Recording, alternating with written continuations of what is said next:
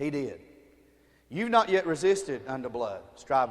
Maybe you fought against sin, but you've not lost blood over it yet. He did. Let's consider Him. What contradiction. A man who come to this world, a God that come to this world as man and done nothing but love people. Done nothing but heal the sick.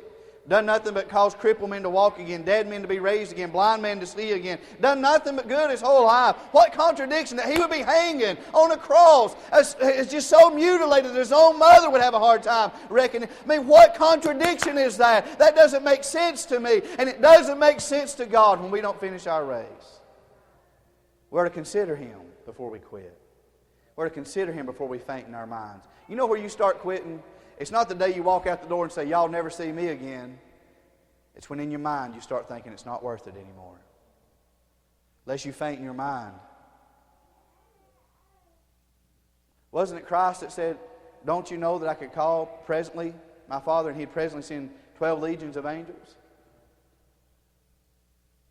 In the mind. That's where those thoughts begin to tumble. In our humanity. Those thoughts of, is it still worth it or not? Does anybody care? God cares. God cares. God cares. That little boy that stopped me on the street yesterday and said, hey, Pastor, he cares. He didn't come today, but well, you don't know what that done for me. I don't even know the little boy's name. I know what family he's a part of, but he knows me as his pastor. Isn't that something? It stirs me.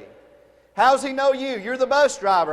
Hey, how you doing, brother so-and-so? How you doing, sister so-and-so? You're his bus driver. And when he wants to come, you go get him.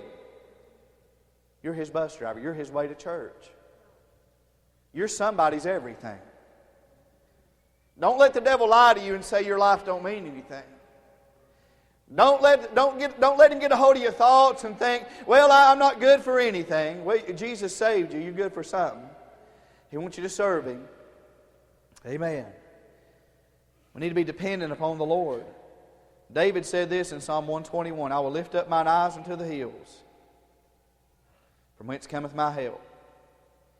My help cometh from the Lord, which made the heaven and earth. I can't think of any other help that I'd want. A God that spoke it and it came into existence. David said, that's where my help's coming from. All He's got to do is think it and I'm going to be okay. If He'll just speak the word, everything will be fine. David said, He will not suffer thy foot to be moved. That word suffer means allow.